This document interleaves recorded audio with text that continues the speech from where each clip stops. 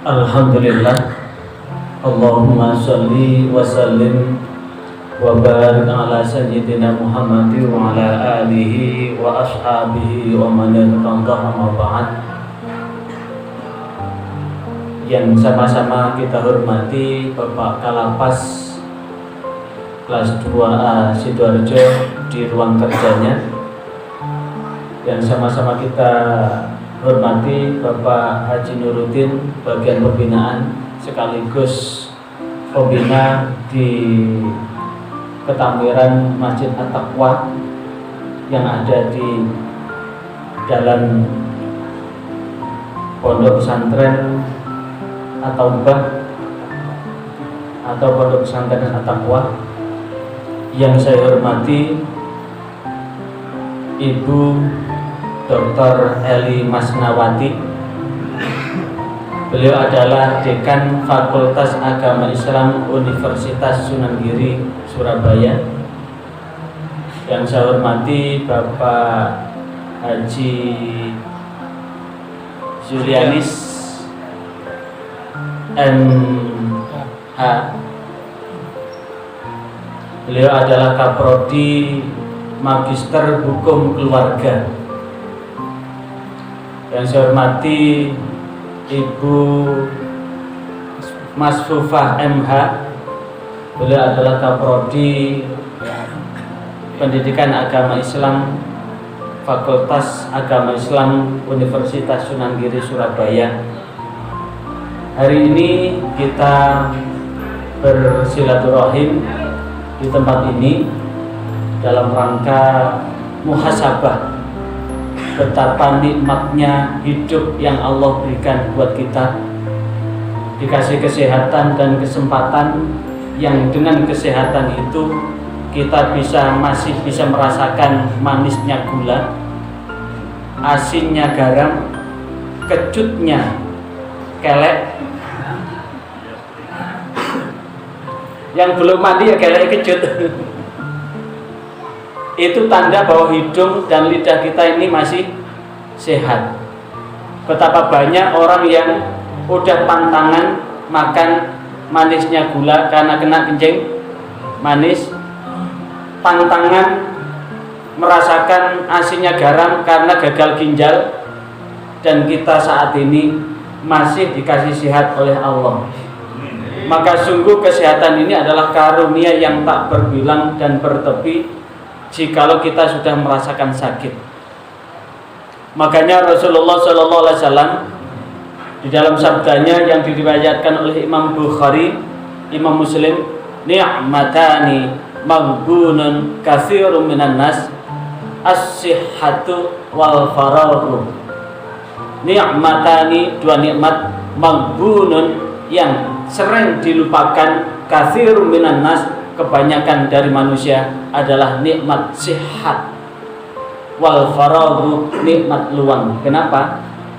Saat dikasih kaki sehat tapi kaki tidak dipergunakan untuk melangkahkan kaki menuju apa yang Allah ridhoi, saat dikasih tangan yang sehat tapi tangan tidak dipergunakan untuk dipergunakan sesuai dengan jalan yang Allah ridhoi, saat dikasih mulut yang sehat tapi mulut ini tidak digunakan untuk digerakkan membuat kata-kata yang dirangkai membuat orang teduh, tapi mulut ini dirangkai membuat orang sakit hati.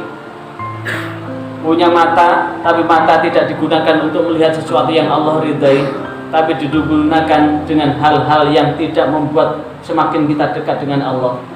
Nah, sehat ini baru dirasakan setelah kita diuji, namanya sakit. Maka sesungguhnya hidup yang kita jalani ini semuanya adalah ujian. Sekali lagi, hidup yang kita jalani ini semuanya adalah ujian. Namanya ujian, semakin tinggi derajat seseorang, maka semakin besar ujian yang diberikan oleh Allah. Tapi yakinlah dengan janji Allah, la yukallifullahu nafsan illa wus'aha. Allah tidak akan memberikan beban kepada hambanya di luar batas kemampuannya. Sekali lagi, Allah tidak akan memberikan beban hambanya di luar batas kemampuannya. Ibarat orang sekolah, ujian yang diberikan guru ketika dia masih di TK, tentu ujian itu akan berbeda dengan dia kalau sudah kuliah S1, S2 maupun S3. Lah, ini menunjukkan bahwa tangga menuju derajat itu adalah ada ujian. Tinggal kita ini sadar atau tidak bahwa ketika Allah menguji kita, termasuk panjenengan yang ada di tempat ini, adalah dalam rangka menempati ujian-ujian Allah itu. Sekali lagi, panjenengan yang ada di tempat ini adalah dalam rangka menempati ujian-ujian Allah itu. Tinggal kita lulus atau tidak. Kalau tidak lulus, wassalam. Kenapa? Satu ketika, sebagaimana hadis yang diriwayatkan oleh Imam Bukhari, hadis yang diriwayatkan oleh Imam Bukhari ya, hadis nomor 4568. Sekali lagi, hadis riwayat Bukhari, hadis nomor 4568, yang intinya begini. Satu ketika Rasulullah SAW takziah, sedang menyaksikan orang yang akan dikuburkan, takziah. Di tengah-tengah takziah itu kemudian Rasulullah mengambil sesuatu sambil dipukulkan di telapak tangannya, sambil Rasulullah menegaskan, sungguh tidak ada satupun di antara kalian, sungguh tidak ada satupun di antara kalian yang bisa menghindar dari catatan masuk surga atau catatan masuk neraka. Artinya, ketika seseorang sudah meninggal begitu, itu sudah ada gambaran ini masuk neraka, ini masuk surga. Mendengar ucapan begitu, sahabat semuanya resah, gelisah. Ya Rasul, kalau begitu kami ini hanya menunggu takdir kami aja kalau begitu. Karena Allah sudah mencatat dia masuk surga atau masuk neraka. Kalau begitu saya ini tinggal menunggu takdir. Tidak ada gunanya saya ibadah, tidak ada gunanya saya sholat begitu. Kalau dikembangkan begitu. Jadi bagaimana kami bisa untuk melakukan sesuatu untuk merubah takdir itu? Apa jawabannya Rasulullah? I'malu, i'malu. Kerjakan. Kemudian Rasulullah melanjutkan, jikalau Allah memudahkan jalan seseorang masuk surga, yang di situ disebutkan dengan ahli sa'adah. Jikalau Allah memudahkan seseorang untuk masuk surga, ahli sa'adah, maka Allah akan memudahkan langkah untuk menuju tempat itu. Jikalau Allah memudahkan jikalau Allah sudah mencatatkan bahwa dia ahli neraka, maka Allah akan memudahkan perbuatan-perbuatan yang mengarah pada neraka. Inilah yang kemudian kita bisa menghitung kita. Kira-kira di usia kita, jenengan umur berapa? 47. Jenengan di usia 47 kalau dihitung, kira-kira langkah kaki ini lebih banyak melangkahkan kaki ke surga atau melangkahkan kaki ke neraka? Kalau ternyata kemudian lebih banyak melangkahkan kaki dan mudah sekali untuk melangkahkan kaki menuju neraka, ini tanda bahwa ini catatan masuk neraka. Begitu pula begitu langkah kaki begitu mudah untuk menapakkan langkah kaki menuju surga, maka ini tanda. Tapi itu belum jadi catatan, karena belum ada ujung akhir. Sekali lagi, belum ada ujung akhir. Contoh, di dalam kitab Riyadhus Shalihin ada cerita yang sangat panjang tentang taubat, bab taubat. Satu ketika tersebutlah namanya Kiai Barsiso. Kiai Barsiso itu saking hebatnya, seluruh manusia, jangankan manusia, malaikat semuanya memuji akan kehebatan Kiai Barsiso. Kenapa? Seluruh santri-santrinya menjadi santri yang hebat. Namun apa yang terjadi? Malaikatnya letuk, dia bukan ahli surga. Statement malaikat dia bukan ahli surga didengar oleh jin ifrit. Dicari kelemahan Kiai Barsiso itu, sampailah Kiai Barsiso itu diketahui kelemahannya, yaitu Kiai Barsiso itu punya sifat yang ujub, sombong, gumbede. Ujub, sombong, gumbede, Kalau orang sudah punya sifat yang sombong, ujub, gumbede, maka tentu tidak rela kalau ada orang lebih hebat daripada dirinya kan. Maka kemudian saat itulah kemudian diutuslah prajuritnya iblis untuk menggoda. Dan prajurit ini punya akal muslihat yang hebat. Dia datang menjelma menjadi manusia yang masih kecil, menjadi santri, yang kemudian dia melamar untuk mendaftarkan diri menjadi muridnya. Dan setiap apa yang dilakukan oleh Kiai Barsiso, sekali lagi, setiap apa yang dilakukan oleh Kiai Barsiso selalu dilakukan oleh santri yang merupakan jelmaan iblis tadi.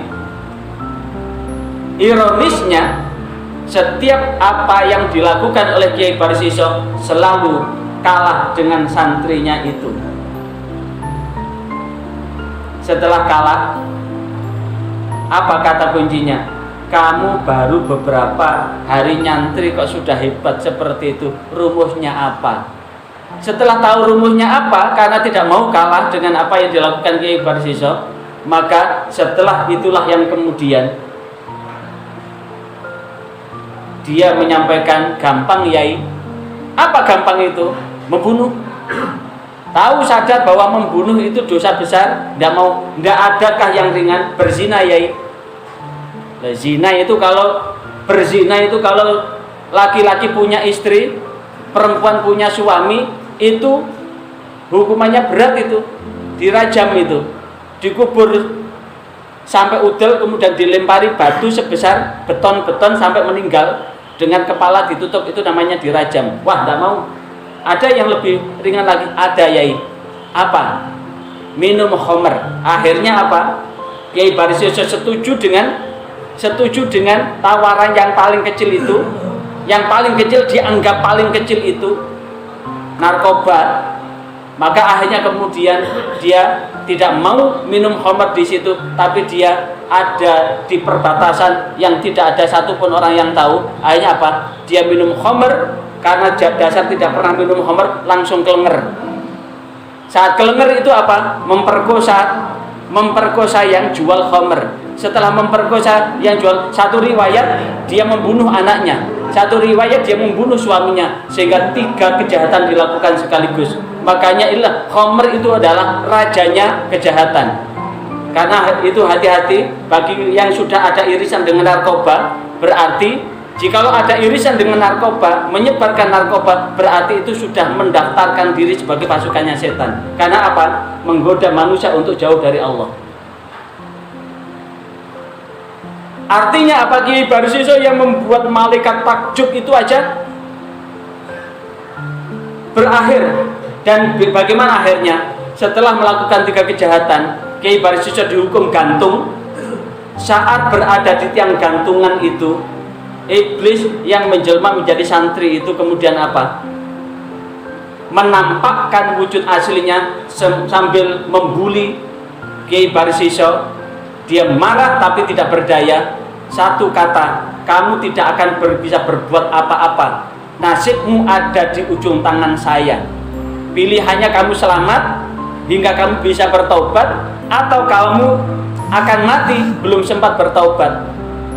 Pikiran ini ada di pikirannya Kiai Barsiso. Dia milih untuk selamat sehingga berkesempatan untuk bertaubat. Caranya bagaimana begitu? Dikasih alternatif, kamu cukup patuh taat kepadaku. Apa yang terjadi? Loh, bagaimana caranya? Wong saya ini digantung seperti ini. Saat digantung, bagaimana aja? Cukup anggukkan kepala, tanda kamu sudah menjadi pengikutku.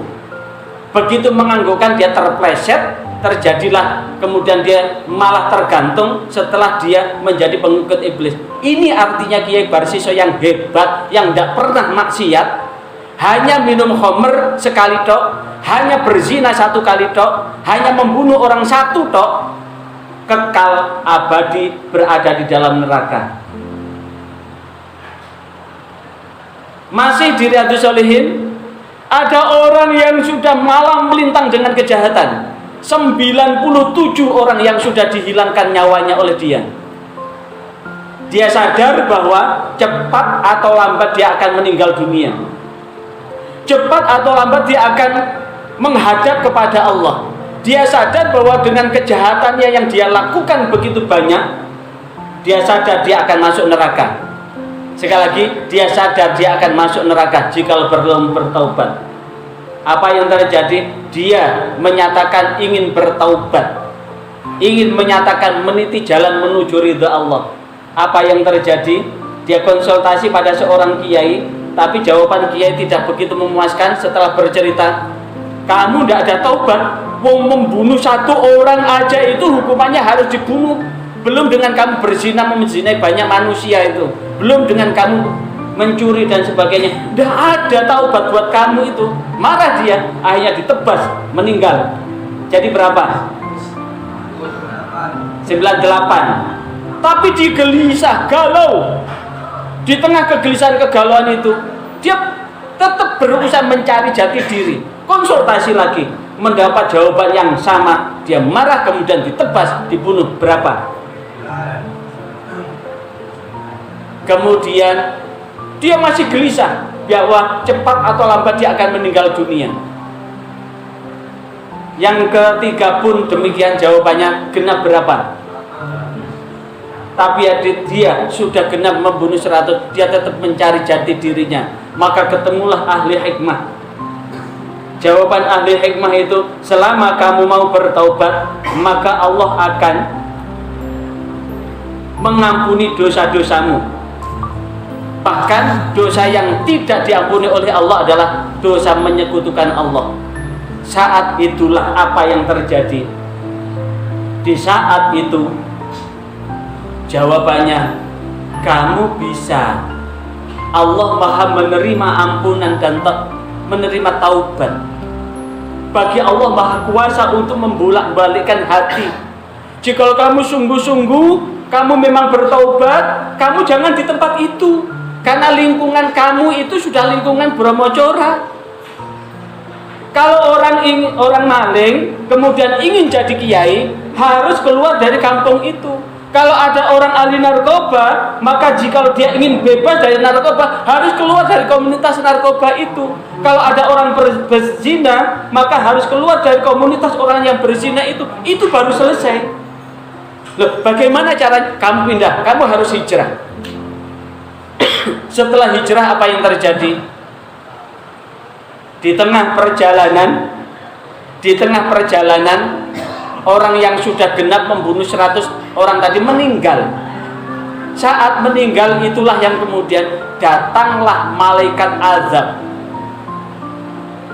Langsung nyeret ruhnya orang yang sudah genap membunuh 100 orang tadi. Datang malaikat rahmat. Malaikat rahmat bilang, loh, kamu bawa kemana nyawa orang ini? Ini kan sudah bertaubat. Lah kata malaikat azab, dia bertaubat belum melakukan kebaikan, tapi dia keburu meninggal di sini. Jangan dulu. Apapun taubat itu kalau dilakukan bagi Allah, Allah Maha menerima. Akhirnya apa? Antara malaikat azab dan malaikat rahmat itu apa? Bertengkar. Datang malaikat satunya untuk apa? Untuk melerai. Akhirnya diukur dari dia ketemu ahli hikmah tadi dengan dia meninggal dengan tempat yang dituju. Itu ternyata persis di tengah-tengah. Tapi sama yang ngukur itu ditendang sedikit, kemudian akhirnya selisih 1 jengkal. Jadi yang ngukur itu ternyata kompromi sama malaikat yang malaikat rahmat tadi, ditendang sedikit, akhirnya lebih dekat ke tempat yang dituju, lebih dekat dengan tempat yang dituju, sehingga Allah mengampuni dosanya. Tapi apakah dosa-dosa yang dilakukan sebelumnya itu terhapus atau tidak? Ada rumus yang lain. Duribat alaihimul dhillatu aynama thuqifu illa bihablin minallah wa hablin minannas. Ditimpakan kehinaan engkau di mana engkau berada, kecuali satu hablum minallah berarti memegang tali agama Allah. Yang kedua, hablum minannas, memegang perjanjian dengan sesama manusia. Belum cukup taubat, tapi tetap ada kesempatan masuk surga dibandingkan dengan Kiai Barisiso tadi. Apakah ada di neraka kemudian mendapatkan siksa atas dosa-dosa, tapi masih punya kesempatan masuk surga? Artinya apa? Kita tidak akan pernah tahu dengan apa yang terjadi. Sekali lagi,